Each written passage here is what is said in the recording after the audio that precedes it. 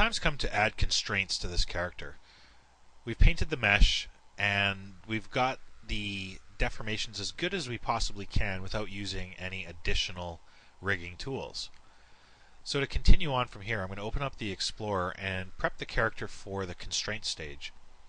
I'm jumping into the model. I'm going to make sure that my unselectables are indeed unselectable.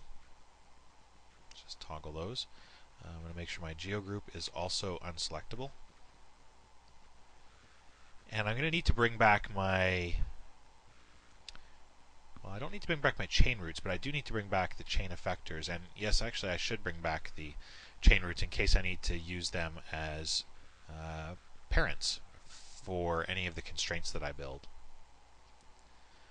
Now when it comes to the constraints, we're going to build a number of them at key locations on the character to lock down certain parts. At the moment, if I grab the hips and I pull the character down through the ground, well, we don't get the bending at the legs that we're accustomed to. So I'm going to use a combination of position and rotation constraints at the base of the character's legs. So if we look in XSI, we've got the end effector that drives our inverse kinematics. That's automatically built in to the character, into the bones when you draw them. So we need to control this object's position and also control the foot's rotation. If we do that, we will have the ability to bend the character at the hips. So initially I have layers of constraints, and I'm going to go in and start off by using implicit objects. Implicits are, again, simple objects that we can use. We discussed this earlier on when we built the skeleton. They're simple objects because they're invisible to the renderer. And I use them to form my base layer of constraints. I'm actually going to make them children of another master control object. The reason being that often when you're lining up constraints, the master control object ends up having a non-zero value, or it's at an undesirable angle. So we use these to kind of hold the constraints, but then in turn have them controlled by something else. In XSI, we have a number of constraints to choose from, and the most popular ones are the point position constraint, the orient constraint, and the aim or direction constraint. The pose, or the parent constraint, incorporates a position, a rotation, and a scaling constraint, and also gives you the ability to blend on and off, or turn off a specific constraint. For example, if I didn't want a scaling part of the constraint with a pose constraint, I could do that. And with pose constraints, or position, or any constraint for that matter, you have the ability to use constraint compensation, which allows you to constrain with an offset. So typically if I was to take this end effector and try constraining it to the position of this box, the leg will stretch first of all, but let's see if I do that. And I select the effector. We always use this selection method in XSI. You select the slave object, or the object that will be constrained first, and choose the constraint before invoking a pick session. So in this case, my leg actually jumps to match the position of my constraint, my master control, and I can move it around. When you're working with constraints, you don't ever want the character to actually jump or move when you're setting the constraint. So we always have to end up matching the constraint to the slave objects before constraining the slave objects back to the master control object. Sometimes people will actually constrain this master control to the objects that they will eventually control and then relax the constraints. But matching transforms is a quicker method of doing this. So I'm going to take this object that will become the left foot control and match its position to the end effector of the left leg. And we can actually open up an Explorer if we want to see this.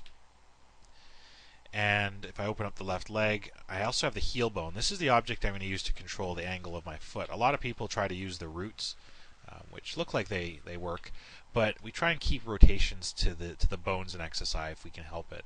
And so it just becomes more predictable. The animator doesn't have to guess. And it's a much more visual icon to rotate this bone than it is to rotate this root. So I'll take this control box and match the rotation to the first bone of the foot, the heel bone. Now you'll notice that I have a non-zero rotation. Actually, I'm in global mode here. I'll right-click and switch to local. So I've got my axes kind of messed up. My x-axis is not pointing parallel to the ground, and my y is not up, definitely not up. So that's why we use this as a temporary holding object. But now that it's lined up, I can mirror it over to the other side using skeleton duplicate symmetry. And I can now constrain the bone and effector, respectively, to this box or to the control boxes. So we'll start by taking the end effector and constraining its position back to this control. Now every time you set a constraint, an attribute editor or a property page will appear where you're able to set the blend weight or any kind of offsets to the constraint. If you don't want this to appear when you're setting constraints, you can hold down the control key when you're setting the constraint. So I've set the position constraint from my effector to the box, and if you want to actually see where the constraint lies, it sits in the object's kinematic stack. If I press F3 and pop up a mini explorer, under kinematics you'll see that we've inherited a constraints folder, and there's the position constraint. You can actually select the position constraint and access the attribute editor through the menu. And if you press F3 again with the constraint attribute editor open, you can see the various attributes of the position constraint if you needed to mark them for keying or what have you, or adding to marked parameters.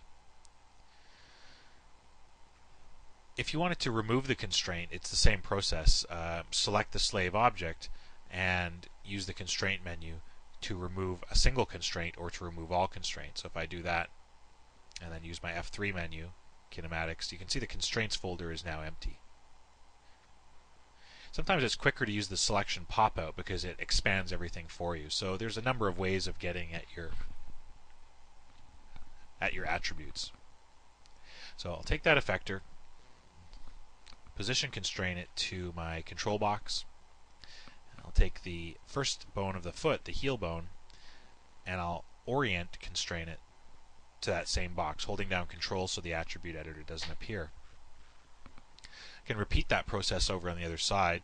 Constrain position, hold down control, pick the control box as the master, and constrain orientation. Oh, I haven't actually lined the rotation of this one up. Let's just go in, transform, match rotation. There we go. And then let's set that back. Constrain orientation. There we go. So I think when I mirrored this across, let me just look at the mirror options. Yeah, the freeze negative scaling was turned off. So when we move the controls now, we have a foot that's receptive to the movement of the control as well as to the angle of the control. And if I move the pelvis control, we get the character bending at the knees.